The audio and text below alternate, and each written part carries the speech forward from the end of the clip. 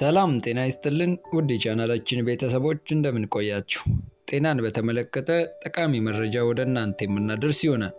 ዛሬ በሚኖረን ቆይታ ስለ ስንፈተ ወሲብ ምንነትና መፍትሄውስ ምንድነው የሚለውን የምናቀርብላችሁ ይሆናል። እስከ ፕሮግራማችን ፍጻሜ አብራችሁን እንድትቆዩ በአክብሮት እንጠይቃለን።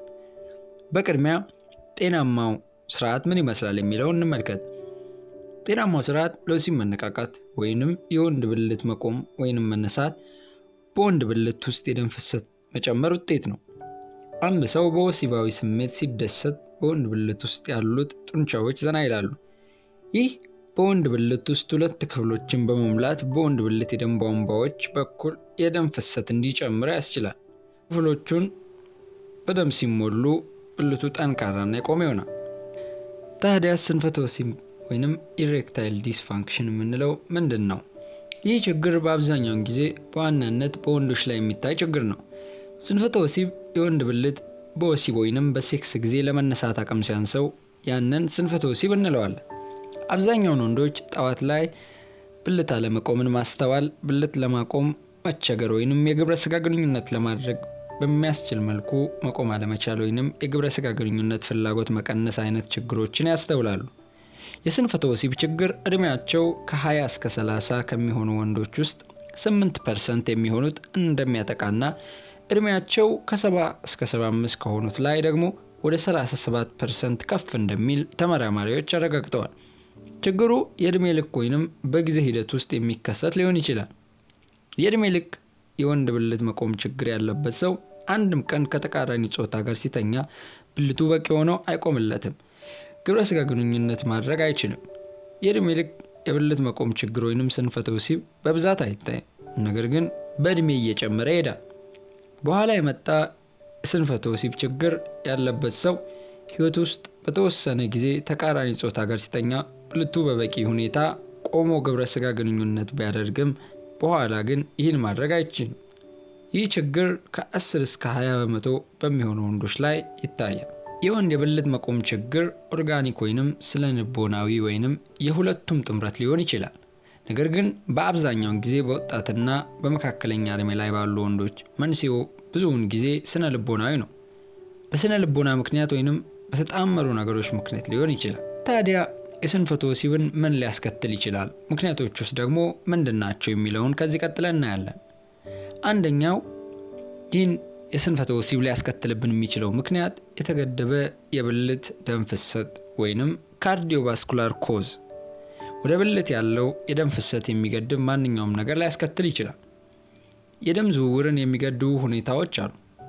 እነሱም ሲጋራ ማጨስ፣ የስኳር በሽታ፣ የደም ግፊት፣ እርጅና፣ በተጨማሪም በተለምዶ የሚታዘዙ መድኃኒቶች ለምሳሌ እንደ የደም ግፊት መከላከያ የሚወሰዱ መድኃኒቶች ያሉ ሁሉ የወንዶችን የወሲብ ተግባር ሊያስተጓጉሉ ይችላሉ።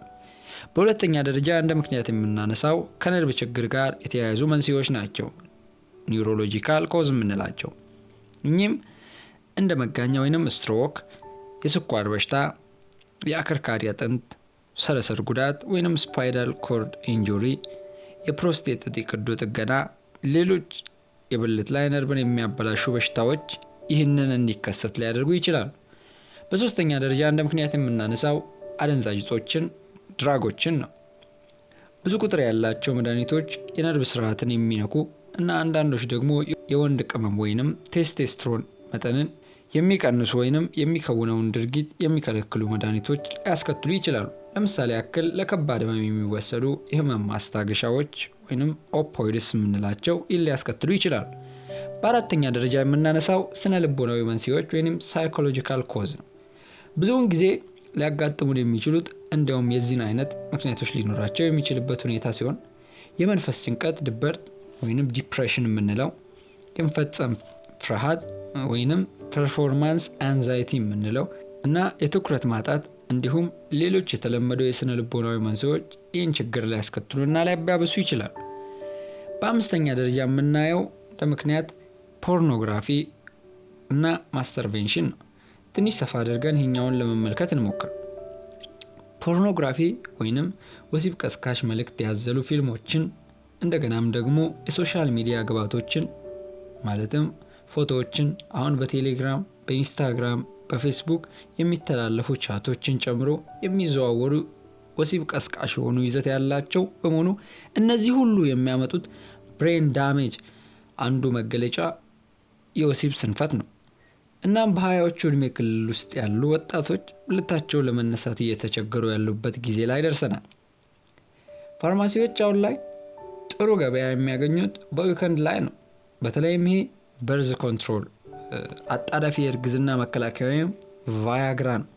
መድኃኒቱ በጣም አደገኛ ነው። የልብ ችግርን ሊያመጣ ይችላል። ሌሎችንም ችግሮች አሉት እና በወጣትነት ዕድሜ ይህን መጠቀም ተገቢ አይደለም።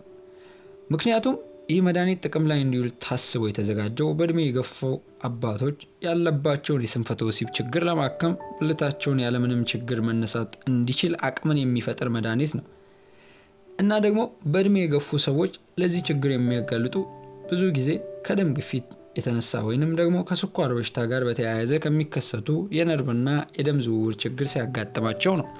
በዚህ ዘመን አብዛኛውን ወጣት ፖርኖግራፊ የሚመለከት ነው።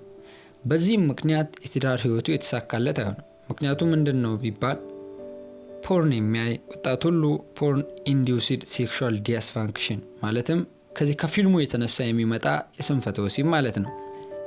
ወሲብ በትዳር ውስጥ ነው ጤነኛ መገለጫው። በትክክለኛ መንገድ የወሲብ እርካታ የምናገኝበት የምንለማመድበት ቦታ ጋብቻና ጋብቻ ብቻ ነው። ከዚያ ውጭ የሚደረግ የትኛውም አይነት የወሲብ ግንኙነት ጤናማ አይደለም፣ አፍራሽ ነው፣ ለስንፈተ ወሲብም ያጋልጣል። ብዙዎች ወደ ትዳርም ገብተው ሰነፍ የሚሆኑበት ምክንያት ከማግባታቸው በፊት ብዙ ነካክተው ስለሚመጡ ነው። ሌላው ለስንፈተ ወሲብ ምክንያት የሆነው ይህንኑ ፖርኖግራፊ እያዩ ስሜታቸው ሲነሳ ያንን ለማርካት የሚፈጸም ሴጋ ወይንም ማስተርቤሽን የሚባል ነገር ነው። አሁን ላይ ሴጋ ራስን በራስ ማርካት እየተባለ የሚሞካሽ ስለሆነ ከዚህም በተጨማሪ ምን ችግር አለው በቃ ጤነኛ ለመመድ ነው ይባላል። ይህ ነጭ ውሸት ነው። ማንም ሴጋን የሚለማመድ ሰው ወደ ደም ጠላም የሚያጋጥሙት ከ20 በላይ የጎንዮሽ ጉዳቶች ሲኖሩ ከነዚህም ውስጥ አንዱ ስንፈተ ወሲብ ሲሆን የዚህም መገለጫ ብልት አይነሳም ወይንም ደግሞ የዘር ፈሳሽ ቀድሞ ይፈሳል፣ ፕሪማቹር ኢንጀክሽን የምንለው ነው። ሳይንቲስቶች እንዳሉት ፖርኖግራፊ ስለማይጨስ ወይንም በመርፌ የማይሰጥ ስለሆነ አደንዛዥ ዕፅ አይደለም ብለን መሞኘት የለብንም። እነዚያን ወሲብ ቀስቃሽ ትዕይንቶች ስናይ በውስጣችን የሚፈጠረው የኬሚካል ለውጥ አንድ ሰው ድራግ ሲወጋ የሚያመጣው የኬሚካል ለውጥ አንድ አይነት ነው። ከዚህ በላይ ስንፈተ ወሲብን ሊያስከትሉ የሚችሉ ምክንያቶችን ካየን ከዚህ ቀጥሎ ደግሞ እንዴት መከላከል እንችላለን፣ መከላከያ መንገዶች ምን ይመስላሉ የሚለውን ለመመልከት እንሞክራለን። የመጀመሪያው ክብደትን መቀነስ ወይንም መቆጣጠር ነው። ከፍተኛ የሰውነት ክብደት ከፍተኛ የኮሌስትሮል መጠንና የስኳር በሽታን ሊያስከትል ይችላል። እነዚህ ነገሮች የስንፈተ ወሲብ መንስኤዎች ሊሆኑ ይችላሉ። አንድ ጥናት እንደሚያሳየው ከሆነ የሆድ ስፋታቸው ከ100 ሴንቲሜትር በላይ የሆኑ ወንዶች ለስንፈተ ወሲብ የመጋለጥ ዕድላቸው ከፍተኛ ነው ይለናል። ስለዚህ ክብደታችንን መቀነስ እንደ መከላከያ መንገድ ልንወስደው እንችላለን። ሁለተኛ አመጋገብን ማስተካከል ነው። ስንፈተ ወሲብ ብዙ ጊዜ ከልብ በሽታ ጋር ተያያዥነት አለው። ለልብ ጤንነት የሚስማማ አመጋገብ ስንፈተ ወሲብን ለመከላከል ይረዳል። የደም ቧንቧን በቆሻሻ የሚያጠቡ ምግቦችን መቀነስ ያስፈልጋል። የወተት ምርቶችን፣ በዘይት ተነክረው የተጠበሱ ምግቦችንና ቀይ ስጋን መቀነስ፣ ፍራፍሬዎችን፣ አትክልት፣ አሳና የሆል ግሬን ምግቦችን መመገብ ይመከራል። በሶስተኛ ደረጃ የምናየው የመከላከያ መንገድ ደም ግፊትን መቆጣጠር ወይንም መቀነስ ነው። ከፍተኛ ደም ግፊት የደም ቧንቧዎችን በማጥበብ የደም ዝውውር ላይ ጫና ይፈጥራል። ወደ ብልት የሚሄደውም ደም ሲቀንስ ለግንኙነት መነሳት ይከብደዋል። ስለዚህም የደም ግፊት ካለብን በሕክምና መቆጣጠር ከሌለብን ደግሞ መከላከል ይኖርብናል። በአራተኛ ደረጃ የምናየው ኮሌስትሮልን መቀነስ ነው። ደም ቧንቧ በኮሌስትሮል ጥርቅም ምክንያት ሲጠብ ደም ዝውውር በአግባቡ አይከናወንም። ይህ ሲሆን ብልትን ለግንኙነት ማስነሳት ይቸግራል። የኮሌስትሮል መጠኑ ከፍተኛ ከሆነ ለመቀነስና ለመቆጣጠር የሕክምና ባለሙያዎችን በማማከር አስፈላጊውን ጥንቃቄ ማድረግ ይገባል። በአምስተኛ ደረጃ የስኳር በሽታን መቆጣጠር። ከፍተኛ የስኳር በሽታ በደም ውስጥ መኖር ብልት ውስጥ የሚገኙትን ደም ቧንቧዎችና ነርቮች ላይ ጉዳት ሊፈጥር ይችላል። ስለዚህ የስኳር መጠኑን መቆጣጠር ወይንም ማከም ያስፈልጋል። በስድስተኛ ደረጃ እንደዚህ አይነት ችግር ካለብን ከሴት ጓደኛ ጋር በግልጽ ማውራት ያስፈልጋል። በሰባተኛ ደረጃ ደግሞ ለስንፈተ ወሲብ ተብሎ በየቦታው የሚሸጥ መድኃኒትን አለመጠቀም። ስምንተኛ ማጨስ ማቆም። የሚያጨሱ ወንዶች በስንፈተ ወሲብ የመጠቃት እድላቸው ከማያጨሱ ሰዎች እጥፍ ይጨምራል። ማጨስ የደም ቧንቧዎችን በማጥበብ የግንኙነት ህይወታችንን ሊያውክ ይችላል። በተጨማሪም የስንፈተ ወሲብ መድኃኒቶች በሚያጨሱ ሰዎች ላይ ውጤታማነታቸው ዝቅተኛ ነው። ስለዚህ ማጨስ ማቆም ያስፈልጋል። ዘጠነኛ አልኮል መጠጣት መቀነስ። መጠጥና ግንኙነት ሁሌም አብረው አይሄዱም። አብዝቶ መጠጣት የግንኙነት ችሎታውን ያደክማል። ስለዚህ መጠጥን መቀነስ ይመከራል። አስረኛ አደንዛዥ እጾችን ማቆም። እንደዚሁም አደንዛዥ እጾች የነርቭ ስርዓትን በማደብዘዝ ሲበረታ ደግሞ የደም ቧንቧዎችን በመጉዳት ስንፈተ ወሲብ ሊያስከትሉ ይችላሉ። ስለዚህ አደንዛዥ እጾችን ማቆም ያስፈልጋል። 11ኛ አዘውትሮ የአካል ብቃት እንቅስቃሴ መስራት። የአካል ብቃት እንቅስቃሴ አዘውትሮ መስራት ልብና ደም ቧንቧዎች ጤነኛ እንዲሆኑ ያደርጋል። ክብደትን እንዳይጨምር ይከላከላል። ጭንቀትን ያስወግዳል። በአጠቃላይ ጥሩ ጤና እንዲኖረን ይረዳል። የምንሰራው እንቅስቃሴ ከፍተኛ ኃይል የሚጠይቅ መሆን የለበትም። በየቀኑ የሚደረግ የ30 ደቂቃ ወክ የስንፈተ ወሲብ ተጋላጭነቱን እንደሚቀንስ ጥናቶች ይናገራሉ። 12ኛ ደረጃ የቴስቶስትሮን መጠኑን መከታተል ነው። ከ30 ዓመት በኋላ የሰውነት ቴስቶስትሮን መጠን ወረድ ይጀምራል። እድሜያችን ከፍ እያለ በሄደ ቁጥር መጠኑ መቀነሱ እየጨመረ ይሄዳል። በጣም ዝቅተኛ ደረጃ ሲደርስ የግንኙነት ፍላጎቱን ይቀንሳል። ከዚያም ሲያልፍ ስንፈተ ወሲብ ሊያስከትል ይችላል። ስለዚህ የቴስቶስትሮን መጠኑን በየጊዜው መከታተል የስንፈተ ወሲብ በሽታን ለመከላከል ይረዳል። 13ኛ ጭንቀትን ወይንም ውጥረትን መቀነስ ወይንም ማስወገድ ነው። በስራ ወይም በተለያየ ግንኙነት ከሰው ጋር ባለን በህይወት ላይ በተፈጠረ ለውጥ ምክንያት ጭንቀት ውስጥ ከገቡ የግንኙነት ህይወቱን ሊጎዳ ይችላል። ስንፈተ ወሲብ ራሱ ሌላ ጭንቀት ይሆንብናል። ጤነኛ የግንኙነት ህይወት እንዲኖረን የጭንቀት መጠናችንን መቀነስ ይኖርብናል። 14ኛ የእንቅልፍ እጦት ወይንም ስሊፕ አፒኒያ ካለ ማስተካከል ያስፈልጋል።